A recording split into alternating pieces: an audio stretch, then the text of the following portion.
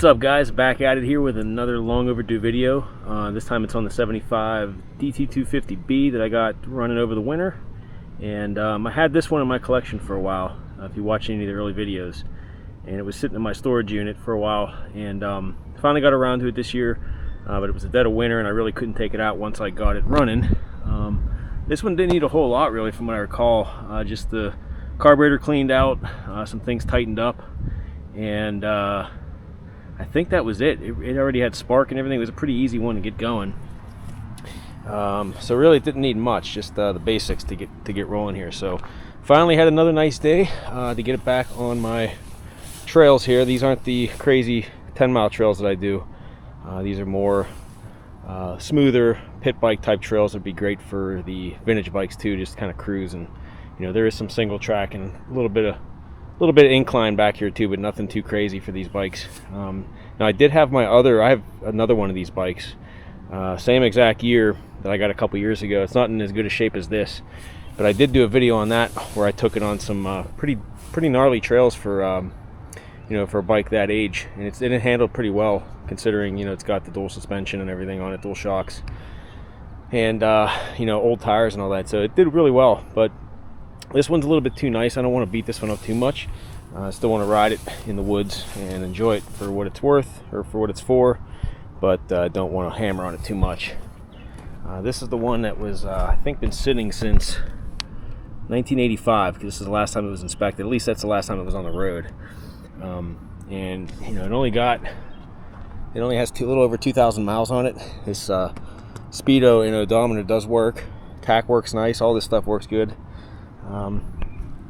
Tank was resealed. If you recall, I didn't do this, but somebody creamed the inside of the tank, and it's not flaking off or anything yet, so that's good. But yeah, I figured another nice day. I'm going to get this back here, get the first ride in, to keep you guys updated on this project. I'm probably going to keep this bike, and I might sell the other one that I have of this same model, but I don't know. Haven't decided. I got to sell one of them, probably the other one, because that one's not quite as nice as this one. But all right, I'm going to jump on, and we're just going to cruise around the trails here like we normally do, and we'll see how she feels back here. So let's get going. So one thing I forgot to mention was I had to, when I got this thing running and on the road out my street, the clutch plates were sticking like crazy. So I ended up having to, you know, I took the clutch basket off and separated all of the plates and the friction plates, and kind of sanded them down a little bit to get there was some rust on it, and the friction plates weren't too worn, so I figured I'd try to use them again, and threw it back in, filled it back up with oil, and it shifted great coming over here. Everything felt good. Clutch wasn't hanging, and so we're gonna see how it rides today. But the other thing I had to do also was the counter shaft seal was leaking really bad. So I'd have it sitting in the garage like this, and I'd come back like a day later and it'd be a pretty big puddle under there, and I was able to trace it to the counter shaft seal, which I just replaced. So that doesn't appear to be leaking anymore, so that's good. Let's get started here. Okay, we're in the run position. Gas on. I don't think I'll need choke. It starts up nice and easy too. I did notice it might have been running a little bit rich on maybe the first quarter throttle. So I might have to adjust the carburetor a little bit, maybe mess with the needle or the pilot jet maybe a little bit. But I don't know, it starts up nice, and I don't really want to mess with too much. I'm going to see how it rides back here though. Alright, here we go.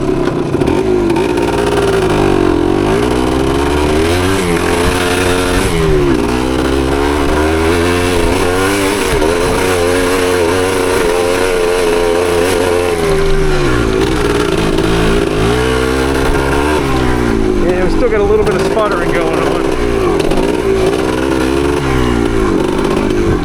Not horrible. Some of that might be the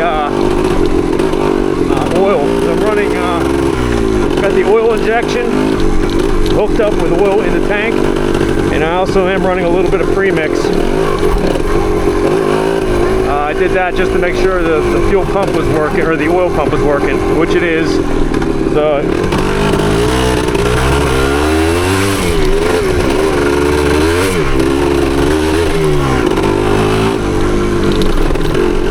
run this tank down and then you know, run straight gas in the tank and let the oil pump do its thing.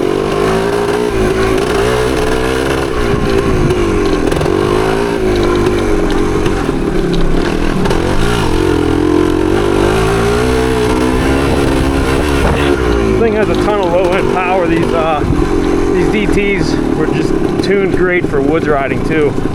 A lot of low end grunt, like that was second or third gear, just crawling up that little hill, and you can lug these around pretty easily.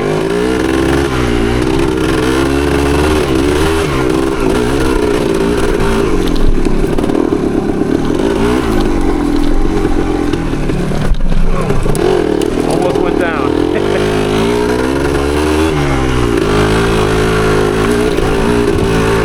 I got too much air in the front tire.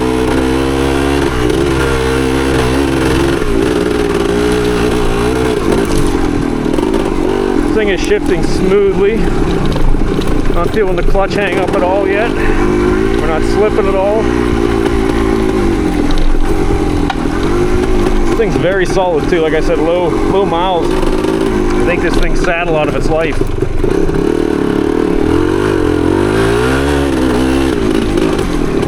That it was just used for you know, road riding. It did have knobbies on it though, so I'm sure it's seen a fair share of woods back in the day.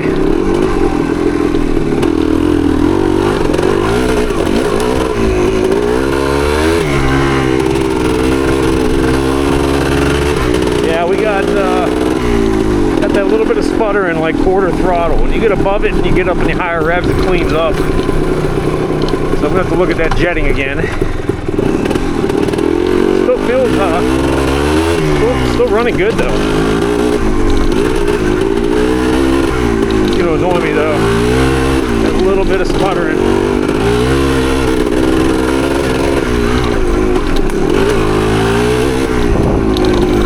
A lot of this stuff you're just right off idle down here, so you notice it quite a bit. When you're on the road, you're revving it out a little bit more. It's not quite as noticeable.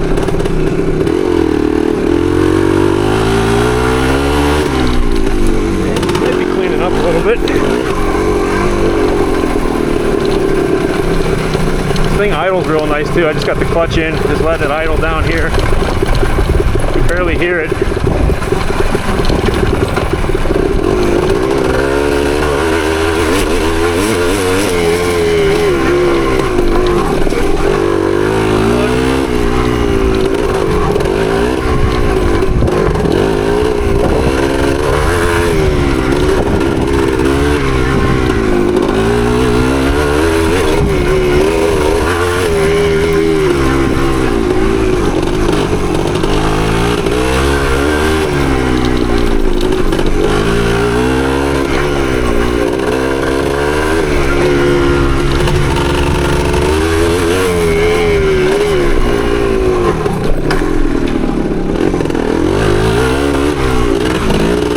Single track over here we'll hit next.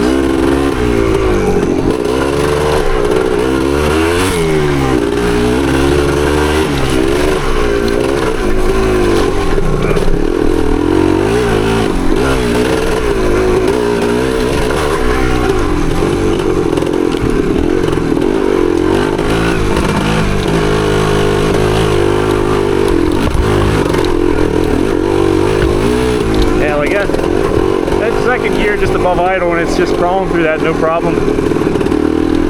Lots of grunt to this thing. You can only imagine what the 400's like. I've never had a chance to ride the DT400. I have a 360, which reminds me I got to do a video on that bike too at some point back in the woods.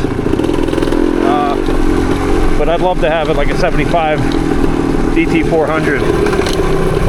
I think that was the first year for the 400 was 75, if I'm not mistaken. If the 250 has this kind of grunt, I wonder what that's like.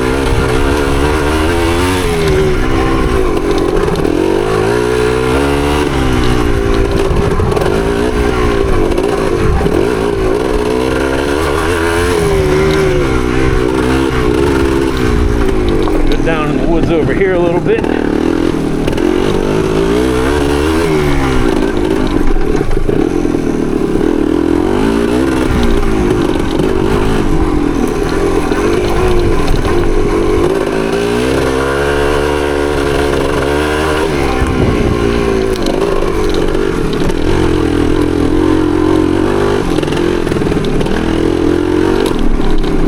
thing, you can be as stealthy as you want. You can kind of just lug it in second gear there. It's super quiet. Or you can rev it out.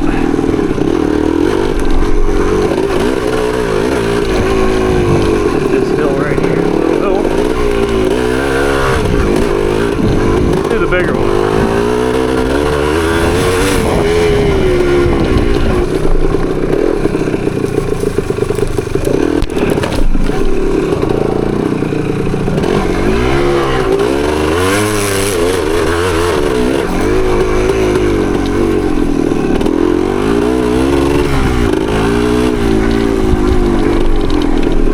Even with that little bit of sputtering in the low end, it still doesn't have any issues pulling up these hills.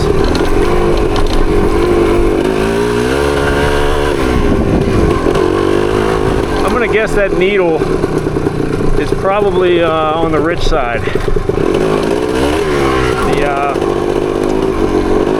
The needle slide. It's gonna probably lift move the clip up maybe one notch so it drops the needle down and leans that out just a little bit. I'll have to look at the plug too just to kind of get an idea what it's doing. But that's my guess, is that needle is maybe a little bit rich, on the rich side. Could just be worn too, you know, the needle into the seat could be worn out. I've had that happen on some bikes too. It's just brass pieces, so that's a possibility. Holding together pretty well. It's real solid, like I said. Idling nice. It's always nice to get a good feel for them once they get real hot. Sometimes the old bikes act a little wonky once they get really hot, like the CDI or the condenser, or the the coil could act up once they get hot. But yeah, this one is blowing pretty good smoke. So again, that could just be an overly rich oil mixture too. Could be a combination. Should try putting some more straight gas in here to thin that out a little bit. Like I said, I am running some premix, probably like 50-to-1, along with the oil pump, which is adjusted. So it's an abundance of oil in there right now, which it's probably loading up that plug on the lower revs, causing it to sputter. Let's keep going.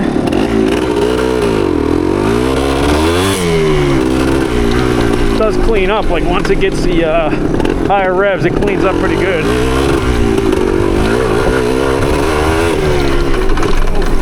Don't want to get all muddy.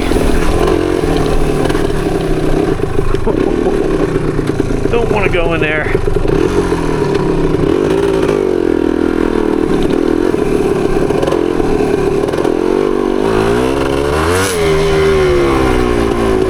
Here's another hill over here too, right here.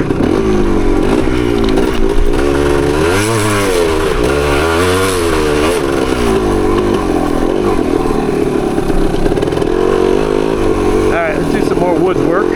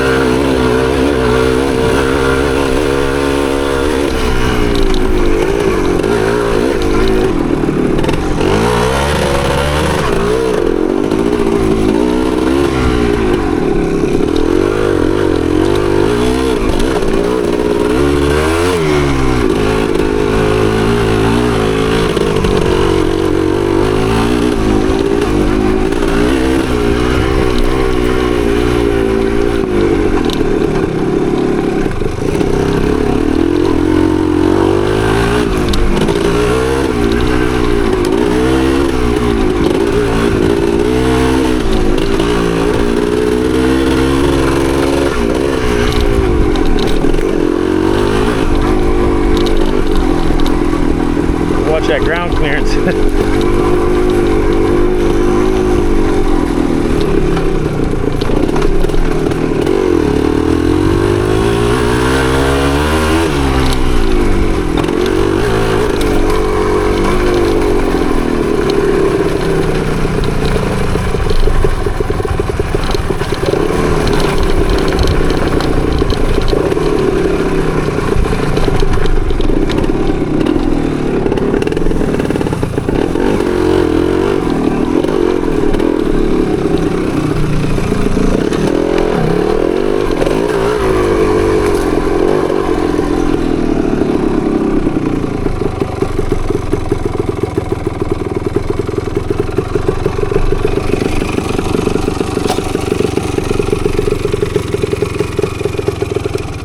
Alright, I'm pretty happy with the way that ran. Ran pretty strong aside from that little blubbering down on the lower part of the throttle input, maybe a quarter throttle in. It kind of blubbers a little bit, so I think part of that is possibly a worn out needle and seat. I gotta check that. I'm pretty sure I checked that needle position when I was in there. I think it was in the middle slot, which is the stock spot. So I'm gonna drop that down, drop the clip or the needle down by moving the clip up, just maybe one notch to see what it does. And take it up and down the road a little bit, read the plug, see if it's too lean at that point, see if we can clean that up a little bit.